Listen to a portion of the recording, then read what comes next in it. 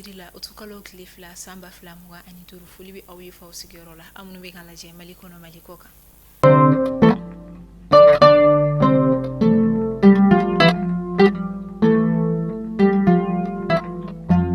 kunnafoni daminɛ la kunungo utukalo tile fɔlɔ an ka jamana minisiri ɲɛma kɔrɔ musa mara ale welelen kɔfɛ wuladafɛla wagatiw la an ka jamana procureur du pôle national de lutte contre la cybercriminalité fɛ a yirala k'a fɔ ko ale yɛrɛ sɔrɔ kɔgɔbana ni ɲɔgɔn cɛ min na mana de dépôt kɔni dara kan a ka kiiri ko ɲɛw bɛɛ lajɛlen bilalen don ka septembre kalo nata o tile 29 ma kɔnɔ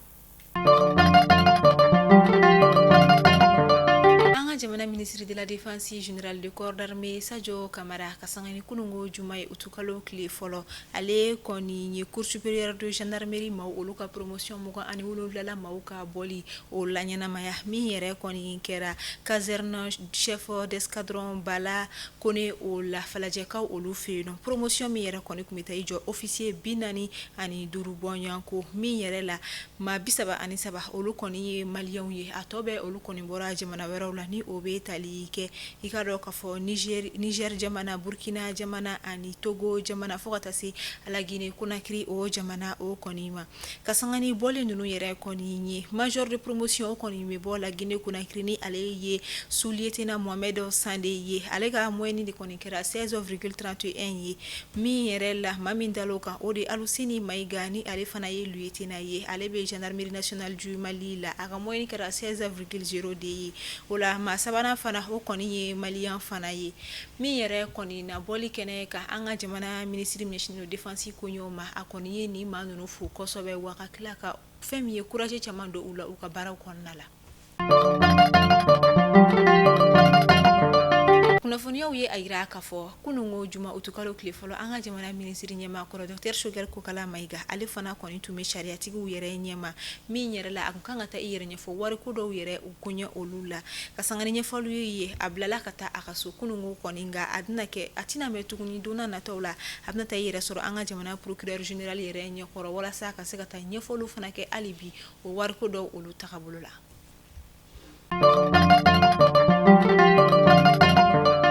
kunnafoniya cɛrila kunungo sɔgɔmada fɛ an ka jamana état-major chef général des armées kɔni fɛ ko fɛn min tɛnɛngu marabolo kɔnɔna la an ka finitigilakaw binna banbagaciwale tigilamaw ka embuscade dɔ kɔnɔna la nka kunnafoniya tɔ labanw ye a yira k'a fɔ an ka finitigilakaw kɔni sebagaya sɔrɔ fɛn min ye banbagaciwale tigilama ninnu kan min na u ye ta kɔni tugu u la an b'a fɔ hali bi ala k'an ka finitigilakaw fanga se k'an ka jamana basigi kasangani an ka jamana gouvernement ɲɛma ale ka senabɔli ye Japon jamana kɔnɔna la ni o ye premier ministre Abdoulaye Maïga ye ale ni a ka gouvernement ma caman fɛn min ye a ye senabɔli kɛ kunungo ka taga i ka dɔn k'a fɔ Panasonic Energy o la min ye société ba ye u ka baara ɲɛsinnen batterie lithium olu dilanni ko ɲɛ olu ma an ka jamana ministre ɲɛma ka o senabɔli yɛrɛ kɔni o bɛ don okumu kɔnɔ o ye a ka kamanagan ye an ka jamana kuranko o ɲɛnabɔli la walasa o bɛ se ka sabati cogoya min na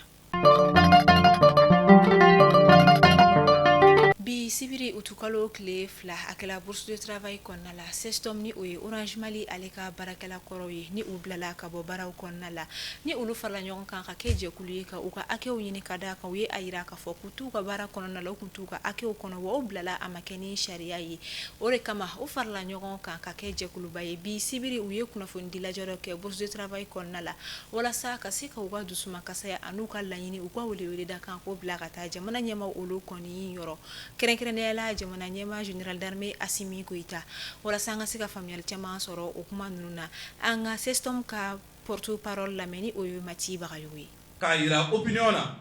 k'a fɔ ko Orange ma anw sara dɛ an ye mɔgɔ tɔɲɔlenw de an mago bɛ bɛɛ ka dɛmɛ la bi terroristes y'an ka mɔgɔ fila attaqué an ka chauffeur fila attaqué k'u t'u ka baara cadre kɔnɔna la fo bi Orange ma kala don a ɲina ka bɛn n'a ye u ye Amadou Jakite attaqué Kucala k'a ka pick-up pinɛ 4 bɛɛ ci ka bali k'a la foyi ma bɔ a la u ye Bokar Sise attaqué Kayi ka mobili minɛ a la ko Bokar Sise mɔgɔ don kunkolo gɛlɛn don a kun t'a fɛ ka mobili di ani a ka chef bɛ ɲɔgɔn fɛ ko k'a ka mobili di u taara n'a ka valise ye ka taa n'a ka téléphone ye wari fɛn fɛn kun b'a kun k'a bɛɛ bɔ a kun fo bi mɔgɔ si ma kala don ɲina ka bɛn n'o est ce que Orange kan ka anw sara nin na est ce que an nin ka an ka jamana kɔnɔ an ye mun de kɛ an ka jamana kɔnɔ kojugu la ko an bɛ sara nin na san 10 ni kɔ baara la entreprise ye o kana e kɛ i b'a fɔ k'e tɛ mɔgɔ ye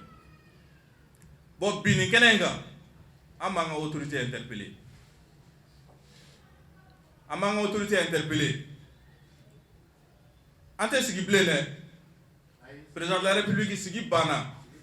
an tɛ sigi bilen président de la république de y'a jira son excellence le général d'armée Assimi Goïta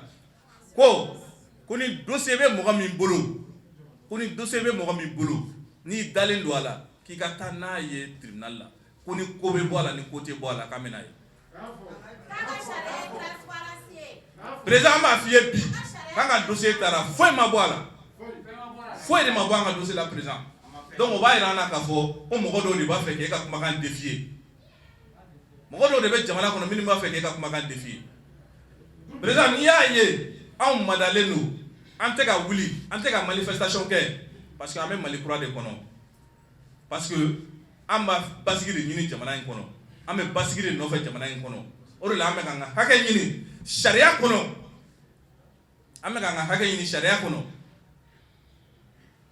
mais an tɛ se k'a faamuya k'a fɔ an bɛ k'an ka hakɛ ɲini sariya kɔnɔ o waati kelen dɔw bɛ ka anw piétiner président n'a fɔra an muso bɛ bana an tɛ se k'u furakɛ an tɛ se k'an ka nasɔngɔ bɔ an tɛ se k'an denw balo n'an yɛrɛ bana an tɛ se k'an yɛrɛ furakɛ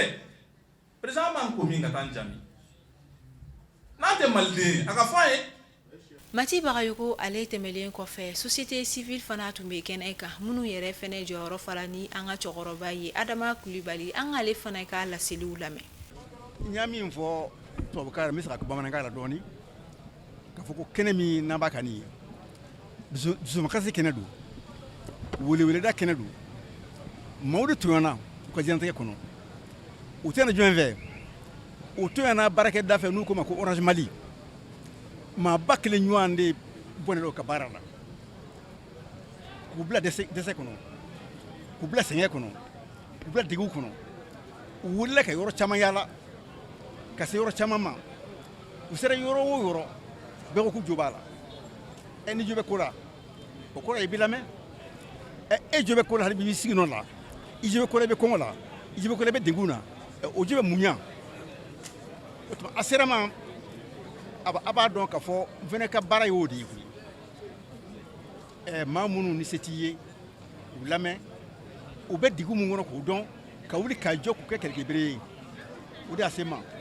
nka aw tun bɛ sira min kan ko ka bɔ ka taama wa sabali jamana bɛ da kun min na bi awa a ka ɲi an ka don sabali kɔnɔ a ka ɲi taama damaba an k'o dabila awa n'a sera ma kaban o tuma na aw b'a welewelela ɲɛsin min ye an ka jamana ɲɛmaa ye denmisɛnnin don a y'a fɔ a ka kuma kɔnɔ ko ni kɛlɛ tiɲɛna ale bolo ko a tiɲɛni denmisɛnnin bɛɛ bolo o tuma a ɲɔgɔn denmisɛnnin de y'aw ye aw bɛ dugu kɔnɔ bi a kana to kɛlɛ ka tiɲɛ aw bolo a ka wuli k'aw jɔ k'aw dɛmɛ k'aw lamɛn walasa min bɛ yɔrɔ min na a ka ɲɛfɔ o ka bɛɛ jo dɔ a ma a sera ministère la o ka jo b'a la inspecteur du travail o ka jo b'a la awa direction du travail o ka jo b'a la n'a jo b'a la kaban o tuma na tɔ ye Assimi de ye sa welewelekan min bɛ se ka yan k'a ɲɛsin président ma a k'a jija a ka président kosɔn a ka jija denmisɛnya kosɔn a yɛrɛ ka kuma fɔlen kosɔn a ka délégation min n'a b'a bila waati in na a k'o lamɛn joona a ka sigi joona n'a kɛra maa min don a b'a ɲɛnabɔ o de b'an bolo ka kuma na ka lase aw ma an ka ala k'an bɛ sɔn aw ma. I jɔyɔrɔ ye jumɛn ye société civile kɔnɔna la? Je suis le président de la CARSOC, la coordination de la société civile du Mali. Merci beaucoup. Merci. Merci.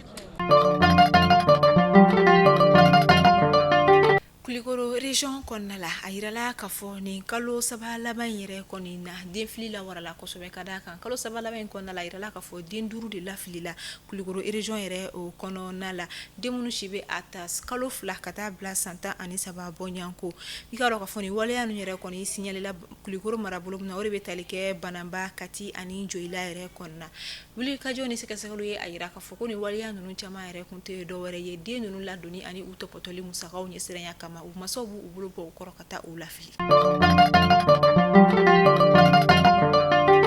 juma utukalo kile fɔlɔ a kunnafoniyaw carila ka a yira k'a fɔ ko fɛn min ye maya ni o bɛ dɔgɔ ko kui o marabolo kɔnɔna la kɛrɛnkɛrɛnnenya la sani kui ni o bɛ tomiya cercle kɔnɔna la ko kaba pɛrɛn kɔni jiginna o muso fila yɛrɛ kɔni kan wa kunnafoniya kelenw ye a yira k'a fɔ ko ka kɔn o kunungo fana ta ɲɛ muso dɔ fana ni a den kaba pɛrɛn kɔni jigila olu fana kan ka u bɔnɛ u ni na ka sanga ni waleya ninnu kɛli ye kunnafoniya fosi yɛrɛ de ma se ka a yira k'a fɔ ko sababu min sera ka kɛ sababu min y'a to kaba pɛrɛn kɔni jigila ni muso kɔfɔlen kan min bɛ ka dugumɔgɔw yɛrɛ kɔni kamana gan kosɛbɛ an b'a fɔ Ala ka hinɛ u la ko kan kibaru la an bɛ taa Laginɛ Konakiri san damadama a bɛ o bɔ Laginɛ Konakiri ji bɛ walakata yen nɔ kosɛbɛ min yɛrɛ la a bɛ jamanaden caman bila degun kɔnɔ maa caman bɛ bɔnɛ u ni na o de hukumu kelen kɔnɔna la ɲinan samiya fana a kɔni donna min na fɛn min ye inondation fanga bɛ ka bonya kosɛbɛ Laginɛ Konakiri jamana kɔnɔna la min bɛ ka dugudenw yɛrɛ kɔni kamana gan kosɛbɛ o kama u dusuma kasiyalen u bɛ weleweledakan kɔni bila ka taa nka u ye a yira k'a fɔ ko u b'a ni weleweledakan ninnu kɔni na ko jamana ɲɛmaaw kɔni tɛ ka u ka kumaw kan olu ta sɛbɛla ka a lamɛn u degunnen don u kamana gannen don ko u bɛ weleweledakan bila jamana ɲɛmaaw ka kow taga cogoya falen ka fɛɛrɛ kɛ ji ka walakatali ninnu na walasa ka se ka dɔ bɔ a degun na ni o bɛ tali kɛ maa minnu bɛ kɔlɔlɔw sɔrɔ a la an bɛ segin ka na an ka jamana kɔnɔ ka na kunnafoniyaw datugu nin tɛ kunnafoniya duman ye fɛn min ye professeur Nci Idrissa Mariko min ye homme de lettres ba ye an ka jamana kɔnɔna la a y'i jɔyɔrɔ fa kosɛbɛ an ka jamana littérature o koɲɛ olu la a kunnafoniyaw carila k'a fɔ kunungo juma utukalo tile fɔlɔ daba ma ka wele sela professeur Nci Idrissa Mariko yɛrɛ o kɔni ma an b'a fɔ Ala ka saya kɛ professeur ma lafiya ye a y'a kɔ kiti min na Ala ko nɔgɔ Mali kunnafoni bolo sira lajɛbagaw ni ne bɛ dan sigi kɛ bi kunnafoniyaw la an b'a fɔ aw ni ce a ka lamɛnliko ɲuman na aw k'an bɛɛ don wɛrɛ